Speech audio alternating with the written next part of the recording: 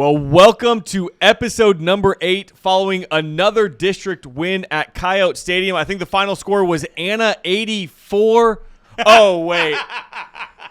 No. Episode 8 is great. Episode 84 of the Score 84 show. No, Score 84 week. And Anna 49, Denison 17. Listen, man. we're going to get into the game, but as always, we're brought to you by Farmers Bank and Trust. If you are looking for banking institution needs, you're looking for some financial help, somebody that will come alongside you. This is the group of people to do just that. Listen, they're going to help you find and figure out everything you might need from a financial standpoint. Man, they're working on like educational classes to help people and couples and families speak the same financial language. And so they're looking to go beyond just like, hey, put your money in our bank. They want to help you understand how to use that money to its fullest and to kind of take control of your finances and master your money so that your money doesn't master you. Full service bank, man. Love it. I mean, from every employee has that vision. I don't think I've ever run into a single one of them who hasn't been, over the top. So, again, our hats are off to those guys. Thanks for your support. Thanks for what you do for us. And ladies. I know you meant it as a general colloquialism. But ladies, we do not forget you either. Hey, yeah, I'm Blake Grundy. Hey, I'm Phil Morgan. There we go. We ended up with convincing win. Scoreboard shows convincing, right? Yes. 32 point shows convincing win. Truth be known, I mean, you look at it like leading into that game, I think we had question marks. We've always there's stuff that we're watching, right, as guys who watch this game. We're not coaches. I'm not a coach.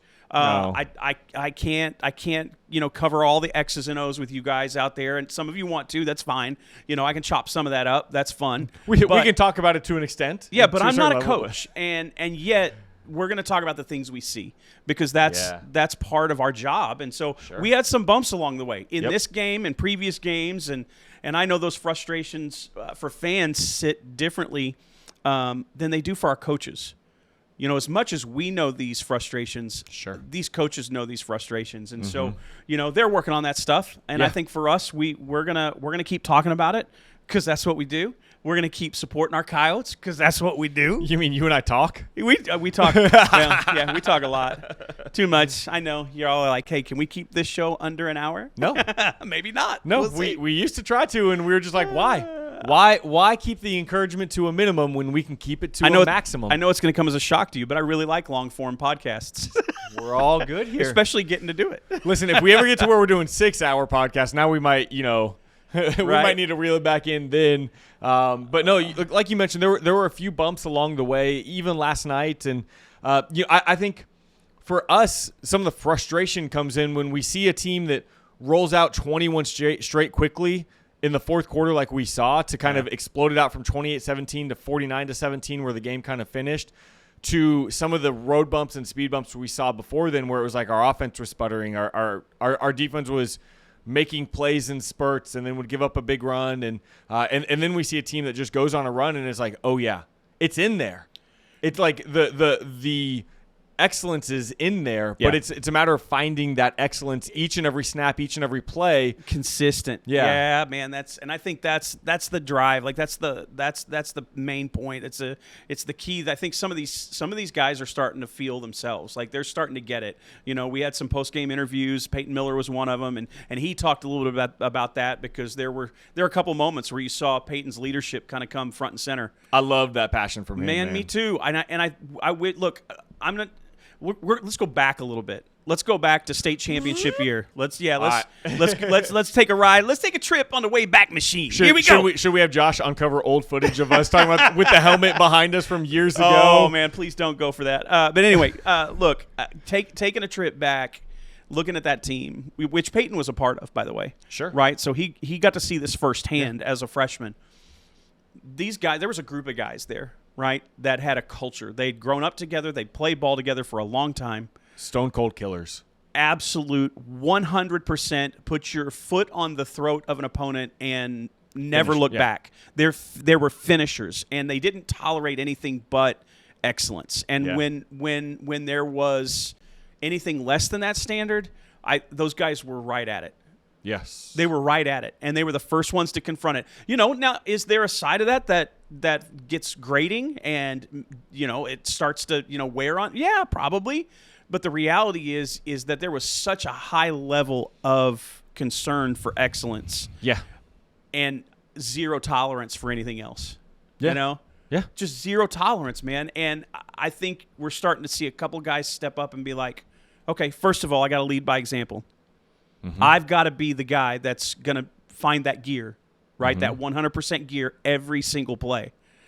We got a couple of those dudes. Yeah, we do. I think all three of the guys we interviewed last night talked about it. Israel Johnson talked about we got to start quicker. Yeah. Right. We can't wait to start slow and work our way into gear. And he mentioned it before Coach Parr ever came on the camera and talked about it. Izzy said it starts with practice. We've got to start fast and furious in practice. Yep. Right? Like, this is not in practice. We're talking about practice. Are we talking about practice? We're talking about practice. But it's true, right? And it is. That's where the habits are born, where nobody sees. Yeah. Where nobody sees you, that's where you form who you're going to be as a team. Look, Coach Parr's words in post-game interviews were very straightforward. Yes. Your level of care, that high level, that motor, that whatever that gear is, that needs to show up at 6:15 a.m. on Monday morning. Yeah. That's where it makes the most difference. Yes. 6:15 a.m. Monday morning. If you have that same kind of care that you did in the middle of the game, we're gonna get to another level. Yeah. But when guys don't do that, like we had a former player come by, right? We had an opportunity to talk to several former players this year. One of the things they talk about is they say, like, look, next level, if you don't practice hard 100%, you're not playing. You will not play, and you probably won't be back. Yeah. Like, you will not play. And he said, like, if there's anything I could tell the younger group, that the high school group here today, it's practice at 100%, right? Practice fast. Practice hard. Yeah. Right? Do what has to be done to make yourself better, because honestly, nobody else is going to do it for you. No. And if you think they are, you're going to get benched, and then you're going to get cut. Yeah, there's always another talented player to take your spot coming up behind you. Yep. Always. Even here. Yes. Even here, this is a championship culture. I believe that with all my heart. I believe that Anna is creating a championship culture. Yeah. Right? Every championship culture goes through a time where it's tested. What we come out on the other end of this is going to determine how much that culture has been rooted in. Well, and that's why there's a level of frustration when we're up 28-10 at the half and we win a game 49-17, and it's still like, hey, there's still frustration there. It's because the expectation is not a convincing win right now, and we've mentioned it so many times this year. The expectation is carrying that over into November and December and playing deep into the playoffs and putting yourself in a position to potentially vie for a state championship. Yeah, and I think the real danger, looking at our schedule, I mean, I went at some troll on Facebook this week. Last night, I shouldn't have gotten on Facebook. For those of you who don't know, we take this pretty personal. We love our team. And some guys like, yeah, how about they play a real game? And I nearly lost my mind. I'm like, how about we play a real game? What more do you want, man? One, we've got the toughest 5A district maybe in the entire state.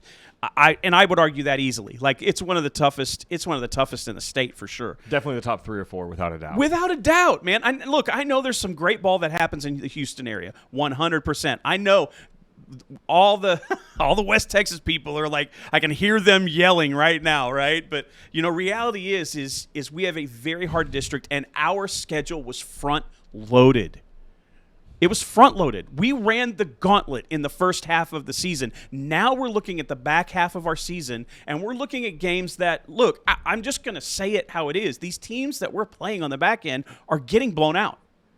I said it to close the broadcast on K-Lake and Coyote Vision.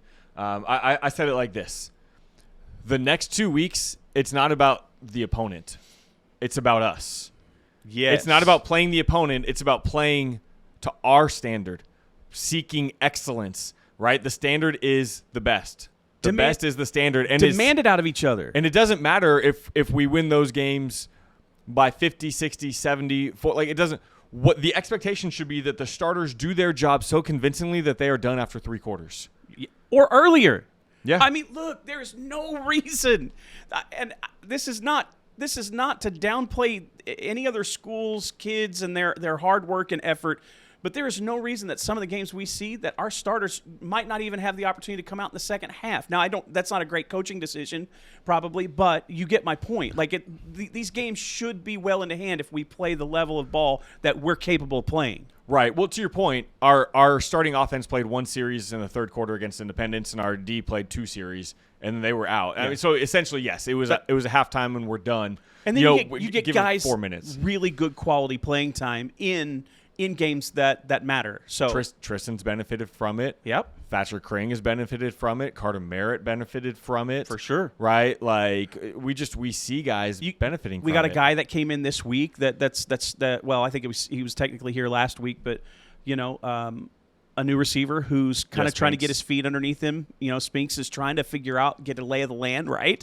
Yeah, and so even him getting to play through the 2s, he played with the 1s, but to then get some extra 2 reps in there was important. Yeah. Where it's like, hey, now he's the number 1 instead of the number 3 option on a lot of plays. So, all of that said, like, yes, so 49-17 is a convincing victory, but for sure, the goal is not a 49-17 victory over Denison or a 63-7 victory over Independence or whatever the next 2 weeks might be. The goal is to have excellence on every single snap next week.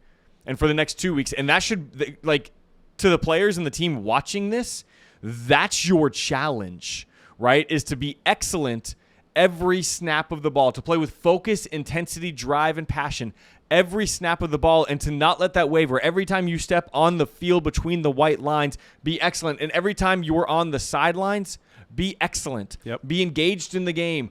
Don't care about your TikTok dances. Don't care about your buddies over in the stands. They're irrelevant. And to parents, let your kids be excellent and let these coaches coach them during the game. Get off the railings. Oh, my gosh. Get off the railings. I don't even know where to start with that, but I'll say it because I'm in the press box. I get the top-down view, so I'll just say it. Like, your kid comes over to the sideline, to the benches to be coached up following a drive or a series or whatever. Let the coaches do the work. Be the parent, not the coach. Cheer them on, love them, support them.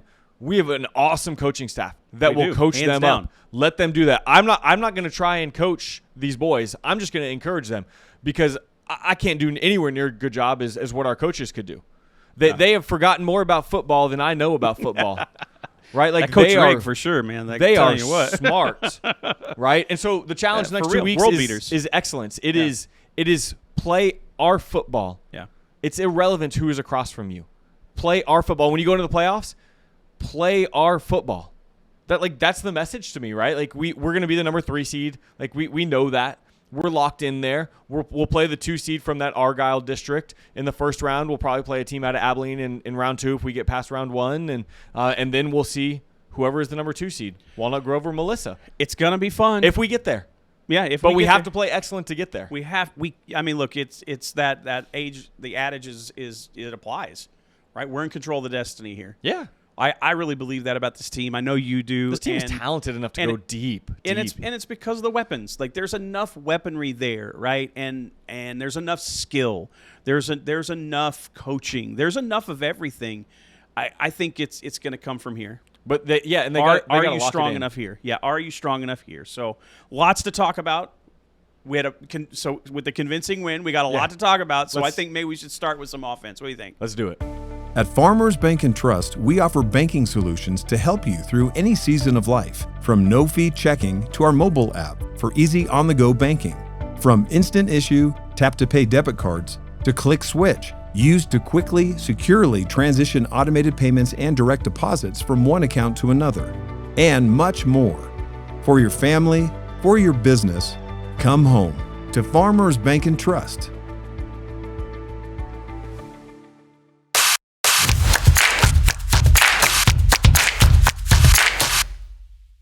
All right. Number 8, Zyondre Williams. We'll start with him. As always, Zy, you're going to walk away with 7 stickers on the night on the offensive side of the ball. Stay tuned for more later. Right. 7 stickers on the offensive side of the ball. You were 19 for 34 for 263 yards and 3 touchdowns through the air. You had a long pass of 37 yards two different times, one to Keyshawn and one to, I believe it was Ace. So you had a long of 37 twice. So those are 2 different explosive plays you had. And then you had 7 carries for 25 yards and 3 touchdowns. And one of those touchdown runs, he did a jump cut to the left and just whoop, left 2 Denison players just falling over to the dirt as he's going to the left. They're still going to the right, and it's just like, bye-bye. See ya, touchdown. Zai, as always, dude, you're electric. Your ability to extend plays is always phenomenal. And I love that he's continued to grow, and people are like, well, just run, just go. But he's rolling out, trying to buy time, knowing, dude, I've got 4, 5, 6 different amazing receivers on this squad. I want to give them the chance to make the play, and so I'm going to extend it and try to find windows to throw these guys the ball and let them work downfield, kind of in these scramble drills. And so Zai, you're continuing to play well, and I think like for him the challenge in his mind is going to be like, I want to get 300, 350 passing the next 2 weeks and be out by halftime. And no interceptions. Like clean. Play clean. Yeah. There's still, we still see some of those. Like this is the part where we're fair. Like this is the part where we're a little balanced in our gushing over these guys. And he knows this. Like he already knows it. I promise you. Like that's the kind of competitor he is. He doesn't like throwing interceptions. No. I don't know a quarterback that does. No. Right? And as fiery and as fierce as he is, it's stuff that he's going to be thinking about. It's stuff that he's going to be talking. In fact, I watched some of that fire come out in him. There was a point in time in the game where they're on the sideline and they're sitting in their little huddle, the offensive huddle over on the side, and he is very animated. Yeah, and getting in the faces of the receivers and just having a conversation.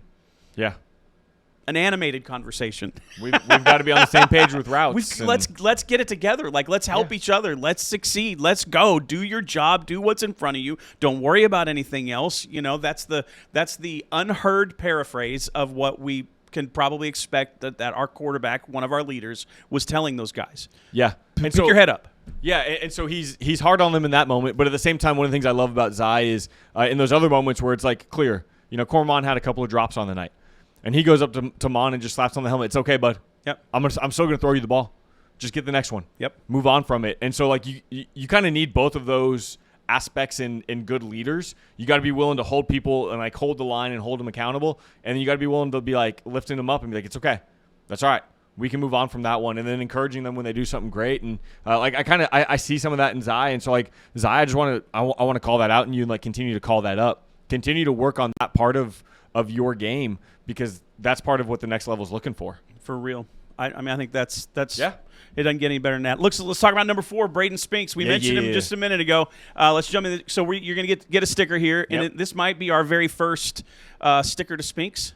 Yes. Yep. First one. So for individual performances. For individual, yes. 4 catches, 30 yards, touchdown. The touchdown was great. Right? I mean, it was at first all the way across the formation on that drag. All the way across. And, I mean, I felt like he was going to run out of room. Yep. It was taking a while to develop. But he hauls in that catch. That ball was whipped. Like, I mean, Zai he smoked. I mean, that thing was moving. Pulls it in, gets a touchdown. You averaged 7.5 yards per reception. You had a long of 15. Yeah. It was a good day for you. It was nice to be able to hear your name called out. It's nice to be able to give you a sticker. Welcome to the Coyotes. We're glad you're here. Enjoy your sticker, man. Yeah, he had an incredible run when he got in with the twos where they threw him a little screen pass. And, he got tripped up and got his hands down, kept his balance, got up, spun off another guy. And is that the one where he put the ball on the ground? Yeah, he put the ball on the ground and a hand on the ground. Yeah. And got up off of it and then spun out of another tackle. It was on the Anna sideline, right? I was so nervous. I saw that ball going down to the ground. I'm like, no. Yeah. But he kept it, man.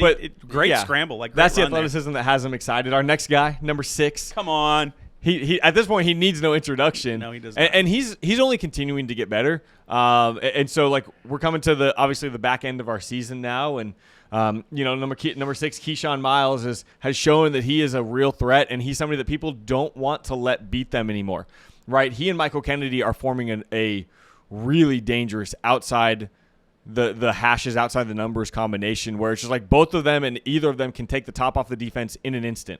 I mean, listen, you got Spinks, Key, Kennedy, and right there, defenses already have a hard enough time. Then you throw in Ace, Mr. Trailer, the Surgeon General. Like, now you've got four receivers that you've got to figure out how you're going to account for. Well, and go ahead. No, say it. Go ahead. Were you going to say Rowan when he comes back? I was going to say Rowan when he gets back because he's going to be healthy in the playoffs. So then you get a Rowan when he gets back. Now you got 5 guys that are – And Pharrell's just running harder and harder every single time he gets an opportunity. Pharrell had a couple really good – and we're going to talk about him in a minute. Will. But he had a couple really great runs tonight. It's a lot for last night. And so really what it comes down – like that's a lot of weapons for a defense. We just got to keep the pocket clean enough for Zai to pick apart and find those weapons because you're not going to cover all of those weapons every single play. You're just not. Because then the other weapon defenses have to account for is Zai's legs. Yeah. Like, sure, turn 7 in coverage, but then Zai's going to find 10 yards to run like that. Mm-hmm. So, anyways, number 6, Keyshawn Miles. Let's go, Key. We got on a tangent. You're going to get 2 stickers on the night, brother. You continue to perform really well. You had 3 catches for 57 yards. You had that long of 37 where it was just – Zai was just like, hey, I'm going to trust my 6'4" dude. I'm just going to throw it up to him. And did you know he played basketball? We might have mentioned that once or twice. That's the running running joke with Antonio Gates back in the day. Like, oh, he played basketball in college. The football announcers love that one. But it shows in the way he high points the football, right? In basketball, you've got to go up and high point a rebound, right? And he high points footballs really well. He's going to catch them at his highest ability. And so he did that on that long of 37. And then you had an average of 19 yards per reception, which is just phenomenal. And so, Keyshawn, while you didn't find the end zone this game, you're going to walk away with 2 stickers, and you're just in an explosive play waiting to happen, dude. Like, it's so much fun watching you play football. It is. And just watching it kind of start every week, there's a little bit more comfort.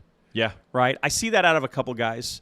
I see it a lot more on some guys playing on the defensive end, but definitely Key on the offensive end. Yeah, for sure. He is getting more and more comfortable with the playbook, with his role, with his body in that space, and how to manipulate his body in order to win those fights. There's nothing but a high ceiling for this kid. I mean, it's the highest of ceilings, I think. Yeah. Hey, by the way, you know a offensive weapon that we didn't even talk about in that group because he just hasn't had to? Jaden Parker. Right. Look. And Coach Barr may be like, shut your mouths. We're letting people forget about him. So we're going to shut our mouths now about that one. We'll just move on. But it's crazy. The weapons we have is crazy. I said at the beginning in the opening, there's a ton of talent here. Yeah. It's not about talent. These kids have to understand it's not about your talent level, right? We need heart. Miles and miles of heart. Movie quote. Hit us up in the comments if you know what it's from. All right, let's talk about number 7, Ace Trailer. Look, there is no way you can't watch us and know that we are absolute fanboys for Ace Trailer. And it's because of his willingness to do whatever is asked of him in whatever position he's put in. You know, last year, dynamic wide receiver. Mm-hmm. Like we nicknamed him the surgeon for a reason, right? He is in and out of his routes, maybe one of the most dangerous wide receivers. Yeah, like it's nasty. Like nasty. That's what it is. The only thing more diabolical is his touchdown dances afterwards. I mean, look. Did he hit the Chumley in this game, by the way? I don't know. Ace, have you hit the Chumley yet? Somebody needs to let us know if he's hit the Chumley. Ace, if you haven't hit the Chumley, what are you doing, brother? Comment, people. Ace, hit the Chumley. Ace, let us know. Let us know, man. Chumley, hit up Ace to hit the Chumley. Are you going to Chumley watching us? To Chumley or not to Chumley? That is now the question. The answer is to Chumley. The answer is always to Chumley. But look, Ace, you're going to get 7 stickers. I mean, look, I give you props for matching your jersey number. Good for you. 9 carries on the night.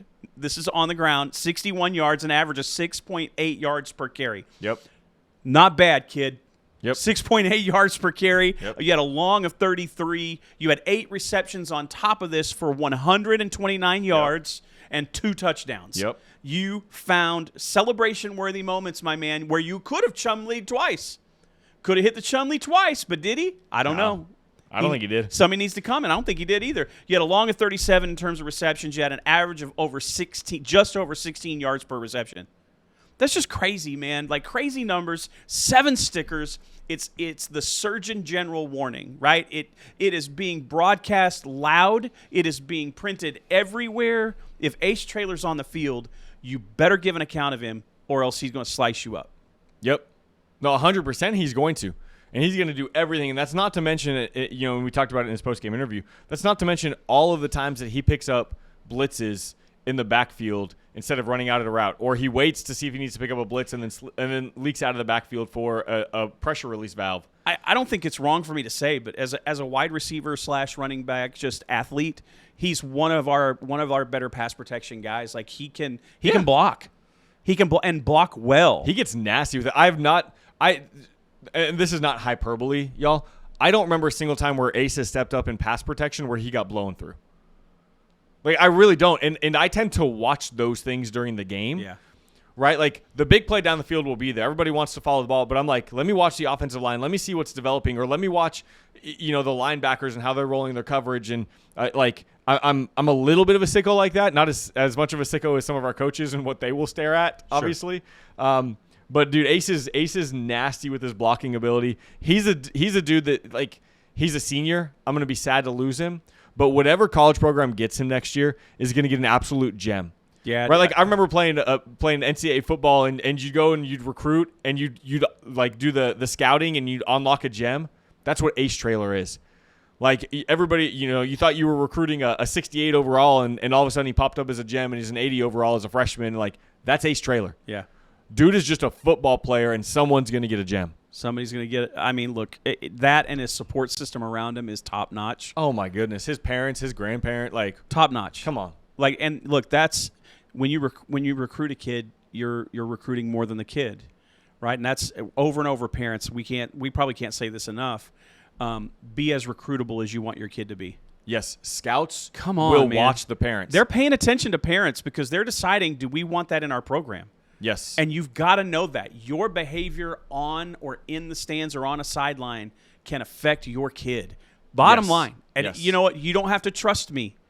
Don't. I mean, that's at your own peril. I will just tell you, start researching because your behavior as a parent and the way that you handle yourself in and around a game will absolutely reflect on your athlete. Trust 100%. me. Trust me. I talk to college coaches all the time, especially during the summer when they're at these events scouting kids, and I'm working, basketball games and camps with, like Nike EYBL or Adidas or things like that, and I'm working these games. I'll talk to some of these college coaches that I know, or I'll just like strike up a conversation, and they'll talk about how, we already know if we want the kid or not based on their ability, but I'm here looking at the parents and seeing what they're doing in the stands. And if I've got two kids that are tied, and I've got one that his parents are not causing an issue, and I've got one where their parents are causing an issue on the sideline, I'm going to take the one whose parents are not causing the issue. Flat out. We got to be better for the kids. I mean, they're the ones waking up at the, early morning hours. That's just like they're making sacrifices too, and it's their bodies they're putting on the line at BCD time. Yeah, you got it. But they're making all this. They're making these sacrifices. And you might argue, well, I do too, and I do. Yeah, you do, but it's not your body that's getting put on the line every week. It's these guys are working hard. Let's be better. Like let's just be better for them. Ace, man, you've got an incredible support system. Your talent is there. Right, your drive is there. You are in our opinion, man, an absolutely recruitable dude. A stud. 100%. Stud. Number 7 stickers. 100%. Number 22, Pharrell Brown, the Farrell dude. He was running Farrell last night at times, man. Pharrell Brown, you're going to get 2 stickers on the night. You had 6 carries for 50 yards. That's an average of 8.3 yards per carry, and a long of you had a 21-yard rush. Listen, dude, you may walk away and be like, oh, I wish I had more touches, but, like, you made the most of your touches last night, and you were just, like, so good. And here's a reality. Like, when I go back and look at – because our statisticians, Peyton Rogers and Eric Smith, when they hand over stats, I get a breakdown of how many targets every receiver had. I get to see how many touches everybody had. And so it's like Ace is getting the most touches on the team. Everybody else is getting 6, 7, 8 looks, and so this is kind of in line with that. But Pharrell, you continue to just run so hard, man. And, like, we need that. We need another guy that's just going to run the ball as hard as they can and be willing to meet people head on and just say, hey, I'm just going to try and run through you right now. Yeah, yards after contact. These guys are going to get arms. They're going to get wrapped, and last night I saw that. I saw a lot of that on both sides. I saw some of our guys trying to arm tackle all night, driving me wild, like absolutely crazy. Like, guys were getting contact and then getting another 10, 15 yards. absolutely insanity. And Pharrell has that ability. He's going to run after contact, and those kind of yards are. I mean, look, Ashton Genty in the last couple of years is probably one of those guys who made that stat so famous just recently. But there have been a history of running backs who understood that first contact is just first contact. I got to run through it. Yeah, guys like Bo Jackson, Adrian Peterson, Edward Chumley. You're like, I slipped that one in there. Let's go. Well, Pharrell gets 2, and it's really cool. Well deserved. Absolutely. Yeah. Let's roll into this guy on the offensive side. I love it. You and I talked about it. It was like we had to. So look. So Peyton Miller, we're going to give an extra sticker here. Absolutely dominant. There was a point in the game. I said this in our post-game interview with him. I'm watching the play. Everything's kind of going along, and I look because I see a streak, and I'm not sure what it was. The play was almost over. Like it kind of wrapped up. No, it had. And I see this streak. 10 yards upfield, yeah. At least 10 yards. It may have been 12 to 15. Yeah, dude. Yeah. And it is Peyton Miller just finishing a block. Can we call it finishing a block? We can. I just can I make a request real quick? Let's hit it. Hey, Josh Wright, you are phenomenal. We love our editor. Can we please get a stack of pancakes right here with syrup and butter all over them? Because that's what this is. Like, this is what we're talking about. Peyton was just laying guys out. There was a Marcos too. Look, Peyton's getting this because the block was so obvious, and it was violent and set the tone. Yeah, it really was, and you can see that there's some leadership qualities starting to emerge out of Peyton that are next level. And this game is where I've started to see evidence of that, even in the course of a game. What we can't see and what fans can't see is what's happening in practices during the week and things like that. But I think what makes a great leader is their ability to back it up with their play. Yeah, and Peyton backs it up with his play. That block, I'm dying laughing. I'm sure my clip of it. I don't know. I don't know. I was probably laughing over the whole clip. It's probably not usable. I'm sorry. I'm sorry, Peyton. I wished I had it. I don't have it because I was laughing over the top of the whole thing. He'll get it from the all 22. I know. Yeah, that. He'll get it for sure. But man, what a way to lead by example. Keep it up. Right, leaders lead no matter how tough situations get. They just keep going, right? They put their head down and they do what's supposed to be done, and they do it over and over and over and over again. And I really see Peyton being that kind of leader. Yes, there's a reason the young man holds over 30 Division I offers, and it's not just because of his talent. It's because of his work ethic, his drive, and his dedication to being the best. I hear a lot of people, well, if I was 6'6", that's only a part of it. That's only a part of it. Like, yeah, it's a big part. Don't get me wrong. I mean, like, yeah, if we only were, if you were, 6'8", right? You might be playing a little bit more basketball in your life. Maybe. It depends on the intangibles, right? And that's the stuff people don't see or can't see. Peyton has the stuff people can't see. There's the reason the old adage is true, that hard work beats talent when talent fails to work hard. Yep. But when you have talent and you work hard, you start to see that in a number 54. A force. It's a force. And that's why those offers are there, is because those things are all coming together. Yeah. They're all colliding in one place, right? And people take notice of that when that happens. So, hey, O-line, we're watching. We're watching. We're watching for those. We want to give those big finish 'em stickers to you, right? Like Mortal Kombat style. Finish 'em. Yeah, right? and as an honorable mention, absolutely, Marcos Rivera deserves a shout out here. Yeah, right. I mean, I think he is the silent support in that role. He's very good, and he's playing at a high level too. Yeah. So all that being said, there was a lot to talk about in that regard. So. Yeah, well, that's the offense. Should we flip to the other side of the ball? Let's do it. Let's talk about the defense.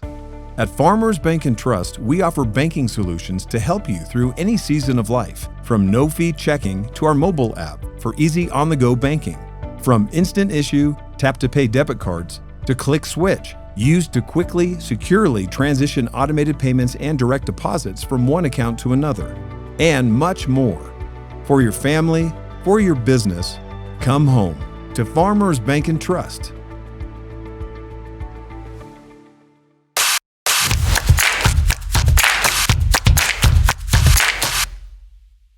Okay, guys, we're here for some defensive talk, and this guy, like Izzy Johnson, let's give him the love. Number His one, hips don't lie, baby. Those hips don't lie. I can't believe you got me to say it. 2 stickers. you had a couple tackles on the night, a tackle for loss, and a big interception, which, by the way, I did catch. I was standing right there when it happened. Great job. Good awareness of his body. He goes, high points that ball, comes down, feet in bounds, falls out of bounds with control. Mm-hmm. Like, incredible job. It was late in the game. Maybe it was out, but, man, those are the kind of dagger plays that we want to see. Put a dagger in the heart. Like, the foot on the throat, whatever illustration you want to come up with. Izzy was just a dog. Like, he went out and got it done, and he put the dagger in the heart of the other team, and it was awesome. It was so great to see. Yeah, well, and so Izzy operated on an island almost all night against their best receiver, right? Number 5. He's a talented dude. He came into the night with like 2/3 of their receiving yards, and like, it's very clear they look to open the top off the defense with him, and Izzy he kept the top on the defense all night long. There's actually only one play all night where I felt like, oh, we got smoked. Yeah. We got smoked. And I think there was a flag on that play. They had 2 offensive linemen literally 6 yards downfield. Because I was looking at the clips and I saw that one. Yeah. And it was like, because I was like, let me see, like, were they actually down the field? Oh, yeah, they were 6 yards down the field before the ball was released. It was like, okay, it was a penalty. We got smoked. But it was the only one all night where I thought, what were we doing? You know, the rest, these guys were in coverage. They were doing a great job. Yeah. Felt like they were welded to these dudes. And Izzy, look, I mean, that ball, let's be fair, that was just a poorly thrown ball, too, on top of it all. Yeah, he was just kind of trying to – it was a last gasp effort, just trying anything. And Izzy went back to his receiver days and high-pointed it. I want to talk about real quick the tackle for a loss. That was a screenplay early in the game where they tried to get – I think it was Thornton. They tried to get Thornton involved, number 5, I believe it was, in the game. And so we've got Izzy, and it was either JoJo or Brennan over the top deep. And so they throw a receiver screen, and the expectation is that the second receiver is going to throw a block on the corner close, which would have been Izzy. So they're supposed to block Izzy. And Izzy just decided, I'm not going to be blocked. He fought through that and just took him down for like a 3-yard loss. It was a one-man wrecking crew in that moment. And it was really like awesome to see him make that play.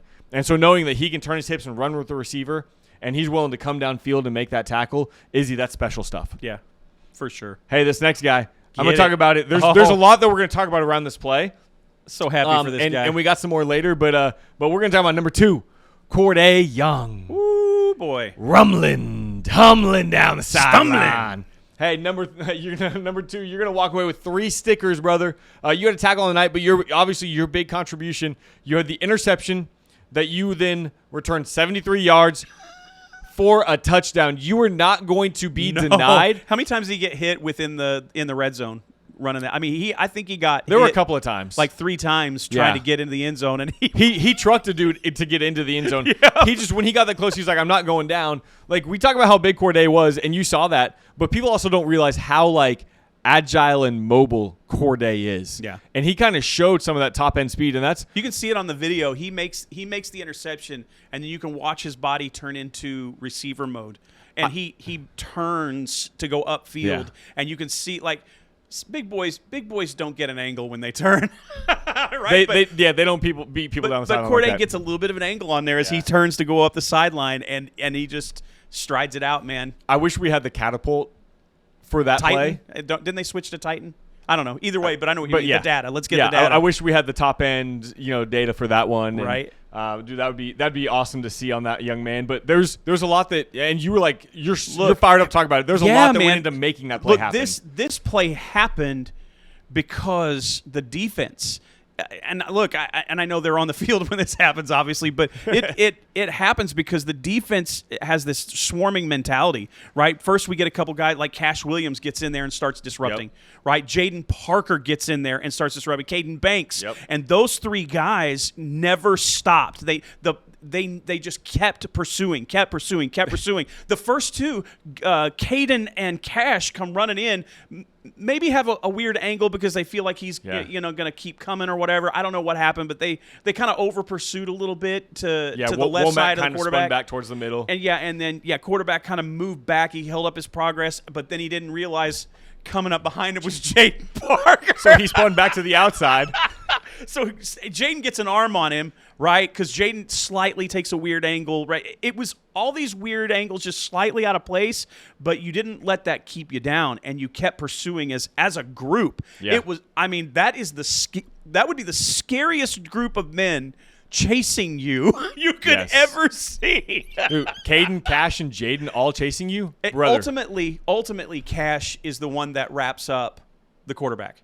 Yeah. And as he's wrapping him up, he does this weird kind of thing with his hand. I think Caden might have come behind and hit his arm or whatever, but still, he tries to do just it looks like he's going to try to throw it. Just desperation mode. And it just comes off as this weird, it looks like he tried to throw it, but I wondered if he got interrupted there too. But still, ball's in the air, and it's in the air for what feels like forever. Like, because it's like duck just. And Corday, Corday's got a first. By the way, Corday, I don't know this view because you're 6'27". You can see over everybody. He sees it like clear as day. Like it's like I had to be glowing at the moment. Is my guess. And he just pulls that ball in, turns and runs up the sideline for the touchdown. And I've never been happier. In the recent weeks, did you text me? You're like, I'm so happy right now. It was so great, man. Like, it was incredible play. But it was a team play. While Corday gets to celebrate in the end zone, he gets there because of those other guys and their relentless pursuit. That kind of play.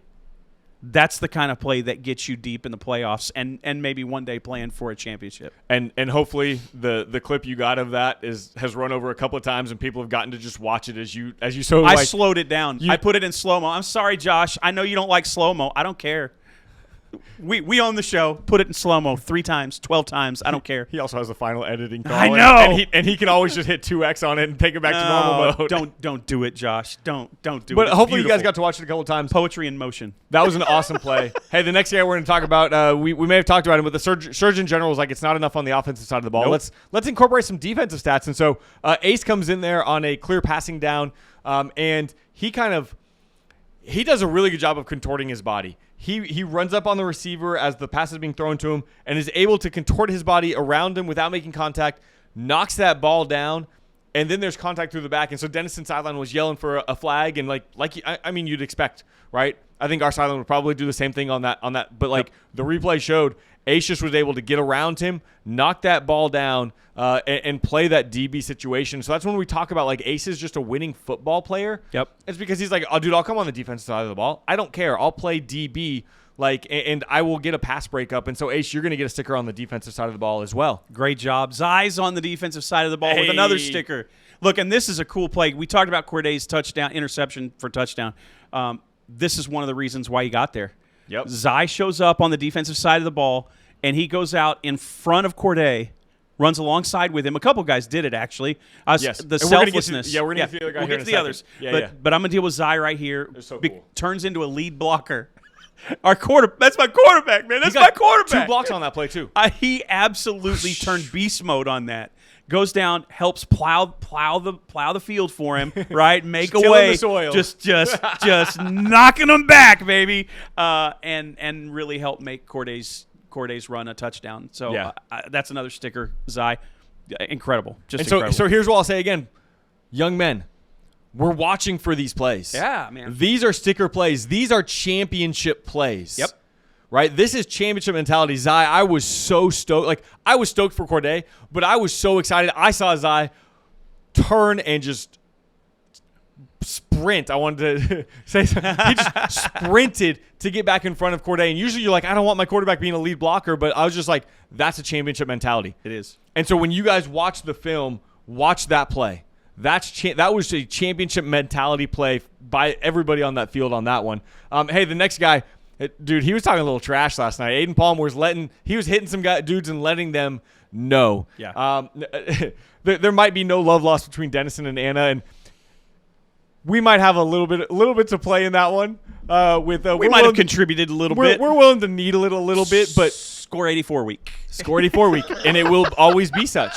And I will always call it such. From here on out, as long as I'm around. That's what happens when a coach comes up to me after the game and questions my literal integrity to do my job on a basketball court because of a joke I made on a football show.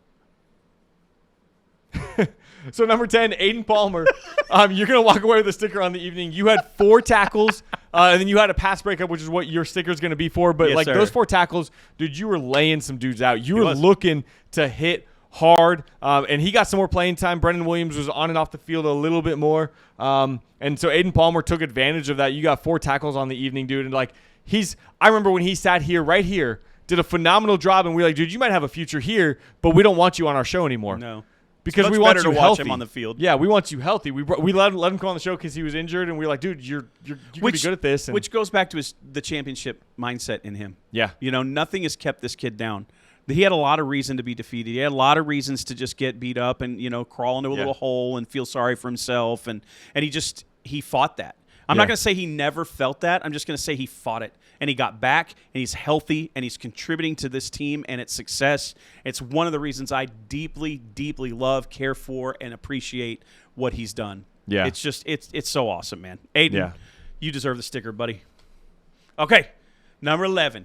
Jaden Parker. Come on now. 6 stickers, Jaden. 6 stickers. 11 total tackles. You led the team. You were an absolute beast. Absolute beast. Just crushing dudes. A tackle for loss. 4 quarterback hurries. He was everywhere. Just 4. Everywhere. That's a stupid amount of quarterback hurries. It's just wild, dude. It's dumb. It just him, Corday, Key. You see these guys that are catching up to the game and the speed of the game, and they're starting to kind of hit strides that they haven't been hitting, and earlier in the year versus where they are now. And it's tough to say that about a kid who's already committed to a D1 level university, right? He's obviously got something figured out, but he is just opening up, man, just getting there. So incredible game, Jaden. You know how much we appreciate your talent. We talk about it all the time. You're leading the team this week. It was just disruptive play. Absolute disruptive play. By the way, he's probably not the dude you want to buck up to on a football field. He is, once again, he's a very nice dude off of it, but he's a bad man on the football field. There were some guys from Denison taking their life into their own hands. He's a bad man. You don't puff your chest out at number 11 and live to tell about it. He's going to take 11 tackles out on you. That's what he's going to do. Okay, cool. Right. Okay, cool. Yeah. Watch my next hit. Bam. Look, I will say this in this place because we're talking about unsportsmanlike stuff. There was some chippiness to this game. Yeah. And I will say, even though we've had some penalties in this game, they weren't our usual lost our head type penalties. Agreed. We played that side of the penalty game a lot cleaner, right? We still had penalties. We still had penalties that can get cleaned up. There's still some discipline stuff false starts, things like that. But from an emotional standpoint, the emotional fortitude of our guys, I think, took a step forward this week. I agree. Because there could have been a lot of moments in this game where they lashed out and they reacted out of emotion. I feel like I saw Corday kind of pull himself back. A teammate came around and he just kind of controlled himself there for 1 minute in the game, and he stood on what was more important. Yep. Right? The bigger goal. The bigger goal is win the game. Right? Bigger goals win the game. Don't give in to your emotion. Don't give in to that emotion. They didn't do that, and I'm really proud of them for that. Yeah. After what Denison did to Ace, I thought, oh no. And we've got a great video of that. I got a great shot. I didn't want to relive it, and I didn't put it in slow-mo. Ace, you're welcome. But I've got a perfect shot of him getting absolutely pile driven into the turf, and I thought as soon as that happened, I thought, oh, this game could get out of hand really quick. Mm-hmm. And it didn't. Mm-hmm. And it's because of guys like Jaden Parker keeping their cool, mm-hmm. Corday keeping their cool, right? People not popping off and doing something stupid. Yeah. Really proud of this team this week for that. So there we go. I'm done with that. Come on, talk about the next guy. It was awesome. Balloons just went up as you were talking about that, celebrating it. That's perfect timing. How did that happen? Oh my goodness. Clap. I think it was some kind of gesture. Number 15, Ryan Sasumi, the tsunami struck. Right, the tsunami struck Anna, Texas last night. You're going to get 3 stickers. You had 3 total tackles on it. It didn't. That's why we moved the game. But it still struck. Oh, okay. I get what you're saying. We moved it to try and avoid it. Denison was looking to avoid it, but it still hit. Denison couldn't avoid it. Dude, when the tsunami tidal wave comes through, it's just coming through. And boy, did it ever. Like, listen, 3 stickers. You had 3 total tackles. You're the tackle for a loss. But to me, the 2 bigger plays on the night that you had was, number 1, the fumble recovery that gave us the ball at the 6-yard line. I made a joke on the broadcast. About 6 minutes into the game, we were up 14-0, and we had 6 offensive yards, and they had about 63 offensive yards. We had 1 offensive play, and they had about 12 offensive plays. Right. And so, Sasumi, your fumble recovery was a big part of that. And then you were the other part of that tandem, just hauling all the way down the field. And that's not to discount the rest of those guys, blocking on the interception. And but it's Ryan Sasumi. You along with Zai were the lead blockers all the way down to about the 5-yard line when you guys got your final blocks and Coyote just decided, I'm going to run over another human being and just basically step on him like he's just a speed bump into the end zone. And so Sasumi, like, that's also championship mentality. I'm going to get out in front of my big guy, and I'm going to be a blocker the whole way home. That's winning football, Ryan, and we see that, dude. Like, there's so much potential in this young man, and he's just getting better and better and bigger as a junior. Like, he's going to be a cornerstone the rest of the season and next year. And, like, so Sasumi, keep up that aggression, keep up the play that you're having, because it's been so much fun watching you this season. I feel like a broken record, right? But it's another one of these kids that is figuring it out. Yeah. Right? Jumping to the next level, right? Just leveling up right in front of our eyes every single week. Yeah. And it's just so fun to watch. I've known that kid since he was like little, like uber little, like tiny. And to see what he is becoming is just, it's super crazy. Like, great job, Ryan. Let's talk. This is where I expect this guy to be, by the way. Going into the next guy, I expect him to be in the top 3 of the team every single week with tackles. Every week. Yes. And it's Josiah Smith. You're going to get a sticker for your performance. Tied for second on the team with 8 total tackles on the evening. We had some banter back and forth before the show about some of our safeties, linebackers, some of the defensive guys, and what we are seeing from a distance. And what I love to see is this. Yes. No matter what I think I'm seeing, I love to see guys like JoJo taking that spot, right? Yeah. Being up in that top 3, because he's got that kind of motor, he's got that kind of vision. He understands the game, he knows the speed, and he can play to it and in it. And he can when he's locked in, he's a force. He's one of the best safeties in the district when he's locked, for sure. Like, without a doubt. No, there's no hesitation on my part in that regard. He can be absolutely one of the best in the division, if he's locked in. So JoJo had a good game. Had some hard hits. Had some last good night. hard hits last night. Yeah. I had a couple of them. I had obstructed views of some of them, but that's how. That's why he makes the big bucks, right? That's the phrase. That's why he makes the big bucks. but that's our expectation out of him, and our expectation is high for a reason, because he's shown he can meet a high expectation. Yeah. And so, like, JoJo, that's what we believe and know that you are capable of each and every week. And, like, we know it's not always going to be necessarily second on the team in tackles, like you had with the 8. But, like, the hard hits, the cerebral backside of the defense, like, stay locked in, brother. Keep this defense locked in and moving in the right direction. You're such a key to that unit. And so it's really cool to see him flying around last night and kind of seeing those tackle numbers climb up again. Hey, our next guy, number 25, Cash Williams. You're going to walk away with 5 stickers, little money. You were tied. You were also tied for second on the team. We had 3 dudes tied for second on the team with 8 total tackles. You were one of those. You had 8 total tackles. You had a tackle for a loss, and you had 3 quarterback hurries. Are you trying to get reactions over there? No, I'm You're just listening in awe. Man. I mean, this is the Cash Williams, right? Like that we love. Like, he's Quadzilla. Like, it's funny that has become such a thing in his life. But I mean, he's Quadzilla. When he gets out, he absolutely dominates. Like, he crushes. Yeah. And he was a big part of that interception moment. Like, yes. The kid is the kid's just on another level. And when he is locked in, like there's nobody more violent. There's nobody more disrupting. Like I love Cash. I love his play. I love his the way that he meets that with such physicality. It's fun to watch. Yeah, it's fun to watch. Oh, sorry, it's me. Yeah, you got the next guy. I get the next guy. I'll talk about him. I'll gladly talk about him. I love him, but I know you love him too. Number 31, Austin Crowley. We get a little bit of Austin Crowley up in here. 4 stickers for Austin. Tied for second with 8 tackles on the night. 1 sack, a tackle for loss, a QB hurry. Just a little bit of everything. Just a smorgasbord. I'm running out of breath, Austin. I'm saying so much stuff for you. Again, we're going to run through a series of guys here in the next when they're all working together, when they're all locked in, it's an elite unit. Yeah. It's an elite unit. And so Austin makes up a part of that, an important part of that. Number 31, 4 stickers, and tied for second on the team. So Austin Crowley, 2 more regular season games to take somebody out of their shoes. Yeah, you've done the helmet already. Do the shoes now. Knock them out of their shoes. That'd be so much fun to watch. I mean, look, if he does that, I don't even know. I don't know what I would do.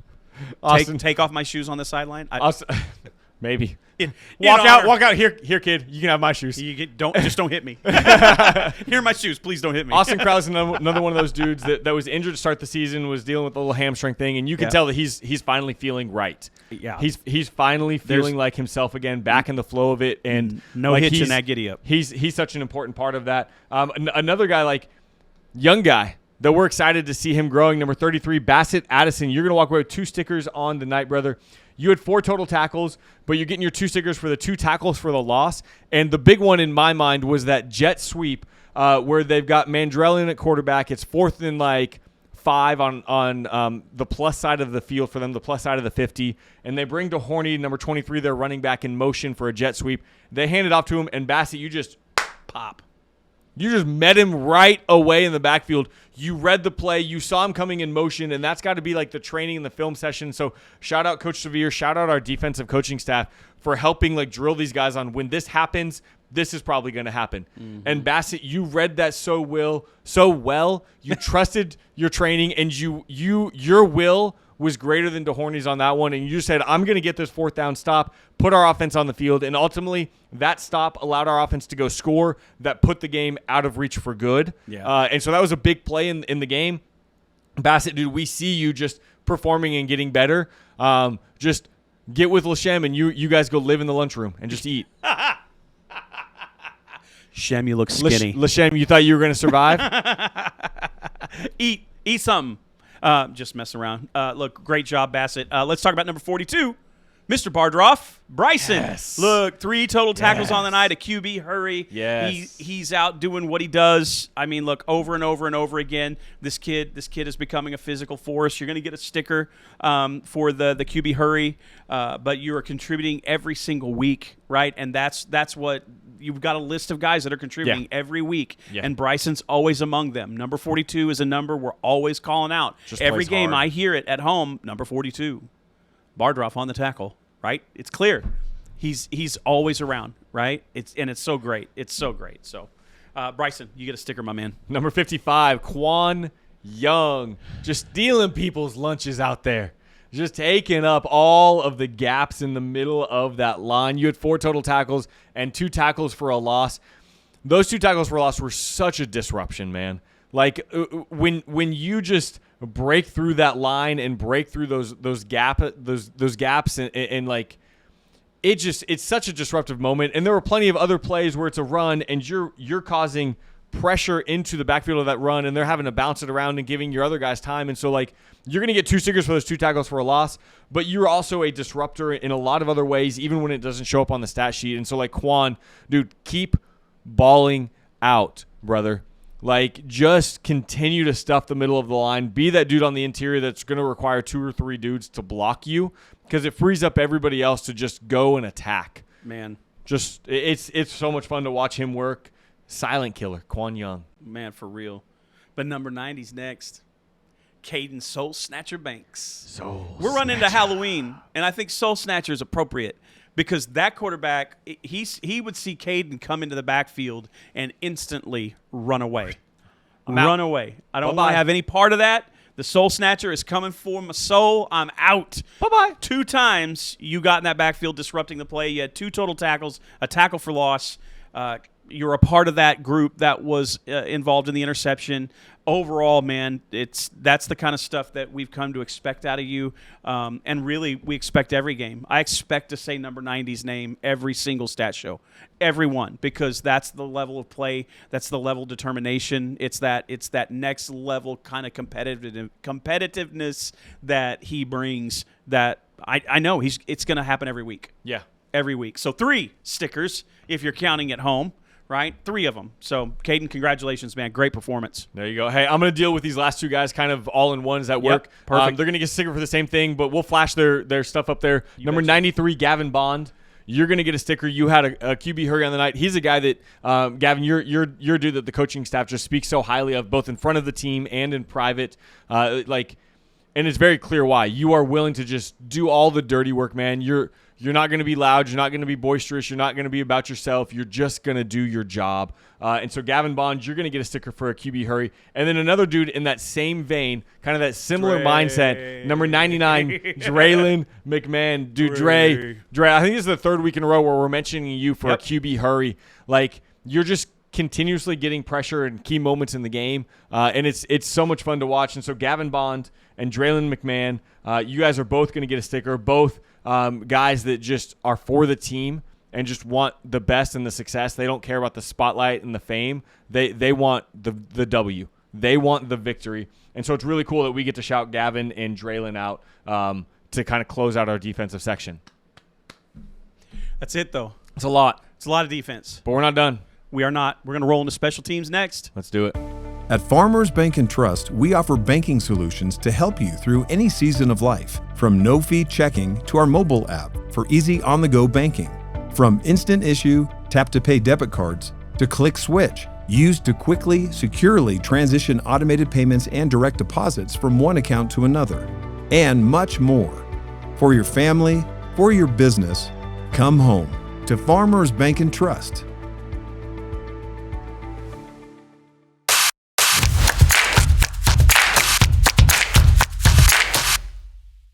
All right. I'm going to talk about them. Our Get extra point unit, once again, was perfect. They were 7 for 7 on the night. Ace Traylor, Lashem Nianti, Anthony Jagetti, Quan Young, Peyton Miller, Marcos Rivera, Hayden Fleming, Colton Tucker, Jaden Parker, Corday Young, Desmar, Mara Quinn. Woo! 7 for 7.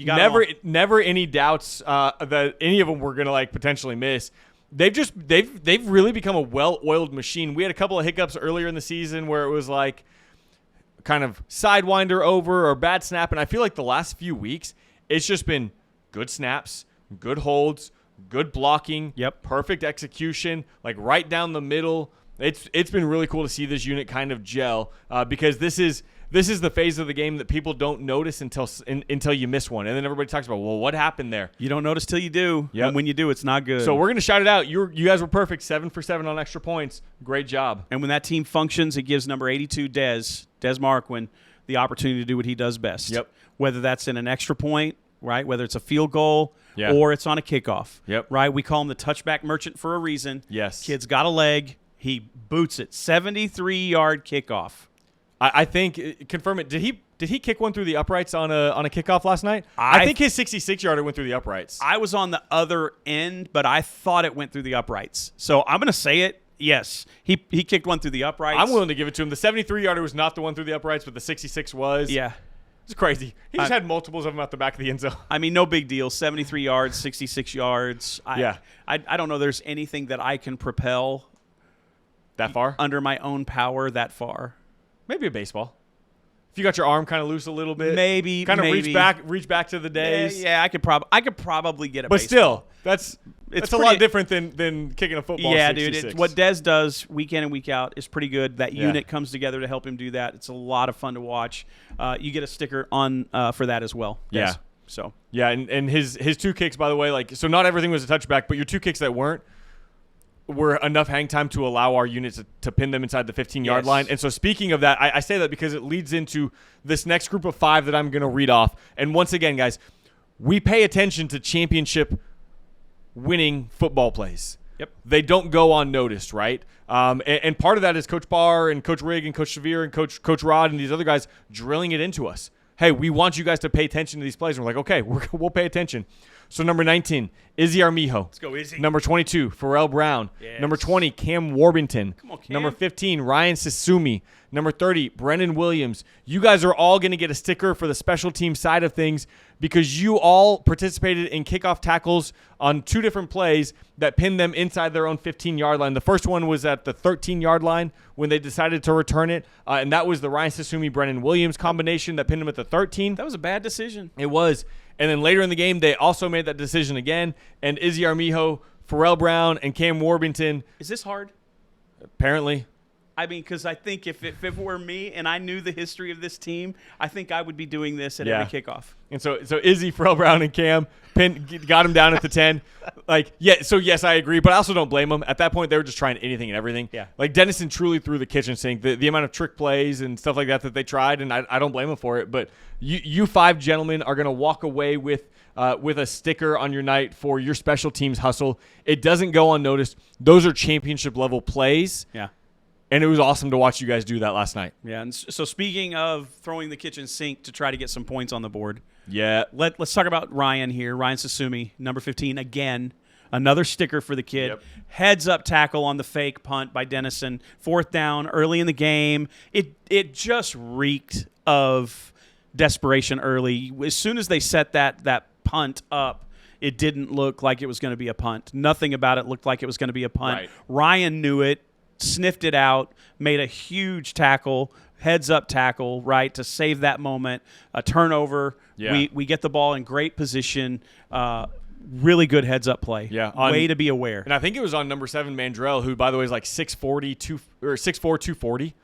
He's a big old boy that Sasumi had to bring down. Yeah. And so to do that was awesome. And then our last special team sticker of the night, we're getting another one out here. Number 19, Izzy Armijo. Man. You're walking away with yet another sticker. I walked by the kid after the game as I was kind of making my way down to you for interviews. Closing the broadcast, I'm like, I got to get down there to Phil. I want to talk to some of these guys. I'm excited. And I saw Izzy on the fence line. I looked at him and I go, hey, Izzy. He looked over at me and I go, dude, I saw what you did on special teams tonight. Yeah. You were a force, brother. And he truly was. And so, Izzy, you're going to get this last special team sticker for your great pressure on the punt block attempts. All night long, you were just disrupting the kicker's rhythm on 3 or 4 different punts. And so, Izzy, just phenomenal. Let's go on the record right here. Sure. Let's make sure Izzy gets an interview next week. Okay. Either pre, post, whatever we do. Let's get Izzy on to talk about this because I think that's a phase of the game that our guys, our coaches, our players pay a lot of attention to, and we need to put a little bit of, we're always asking what offensive player, what defensive player. Yeah. This next week, no matter what, we're gonna grab Izzy. Izzy, we're coming for you. Well, can I throw another name in there? Yeah. Let's grab Dez as well. Yeah. Let's grab Dez. He's been phenomenal on kickoffs since let's we're coming for you guys now. We'll grab 2 special teamers and we'll do 1 offense, 1 defense. I like it. Behind baseball right here as we talk about who we're going to interview. That's what we're doing. Next, that's how we're going to get you in on the behind the scenes. We'll figure out when we're going to do that because it's a Thursday game and they have school on Thursday. Oh, we'll figure it out. We'll figure something out. We're going to get you. We'll get interviews post game. It'll be post game. We'll get them. Yeah, we'll get them. But or maybe we'll Izzy, we'll grab him for a couple questions right after like a Coyote time, real quick as they go in. But either way, great game, yeah. Great game for that kid. I've always said he's got like the heart of it, like just ice in his veins, dude. He's one of those guys that can turn the tide of a game. Yeah, he could just will it to be. Yes, he's a killer. Yes, you've talked about it so much. You see it on the baseball field, and we see that bleeding over now onto the football field. Yeah, for sure, man. Great leadership out of that kid. Yeah, great leadership. Stay that dude. Shore up all that stuff, man. Keep yourself in the right frame of mind. You guys, as the season goes on, the one thing I can say is this: we've watched good teams and we've watched bad teams. And the thing that bad teams do is they let everything else become important down the stretch, and it slowly starts taking over. Outside obligations, and it could be a lot of things. Friends, it could be girlfriends, it can be finances, social media. Worrying about what offers I do or don't have right now. There could be so many things. All that will take care of itself. It really will. Right now, you have such a big opportunity in front of you. Lock in, Izzy's a guy that it's I constantly want to keep that in front of him too, like because when he's locked in, dude. Yeah. He turns other dudes with him. They follow him. He's a leader, and people will follow him. And look, great game. Sorry, that was a rant. No, it's chasing a rabbit. No, it's apt, right? It's really good. So with that being said, let's kind of hit that outro a little bit. Hey, quick scheduling note to close the regular season with all of our games being Thursday. So this game being pushed from a Friday to a Thursday, we changed how we were doing the coaches show. We're going to stick with that at least to close the regular season with all of them being Thursday games. It just puts a lot of time crunch on the coaches to get them out to Roadhouse afterwards. And so we're thankful to Roadhouse, but what we're going to do for the rest of the regular season is we're going to pre-record some of these coaches. So maybe that's where we try and grab like Izzy and Dez and get just a couple of questions with them to throw on the coaches show. That'll run. That'll premiere on Wednesday night. So we'll record them. They'll premiere Wednesday night. And just a little teaser. Yeah. Right. Even though this schedule's changing, we're gonna revamp. We're gonna figure out some things about this coaches show. Yeah. I think we've got some ideas behind the scenes, and that's all we're gonna say. Like, we got some ideas behind the scenes. So keep an eye out for what happens with the coaches show, because I think this next season some really cool things are gonna happen there. So anyway, I don't want to. That's it. I'm just dropping that. Yeah. No, I'm making sure I don't let anything slip because there's nothing that's firm yet. We're talking about some exciting things.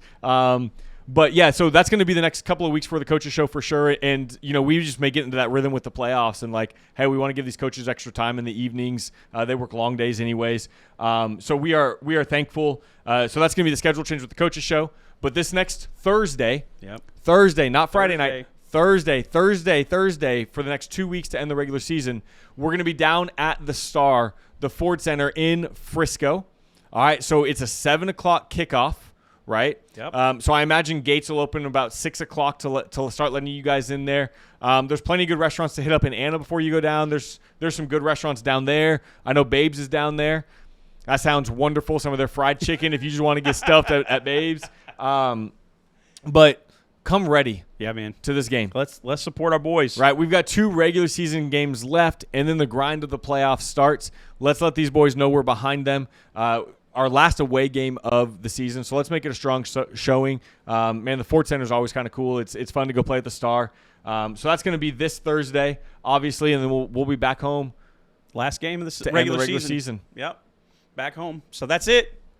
That's all the housekeeping. It's all the stuff. We're going to call it out quick. Just how we do. Go ahead and lead us out. Go Coyotes on 3. Let's do it. Let's go. 1, 2, 3. Go Coyotes.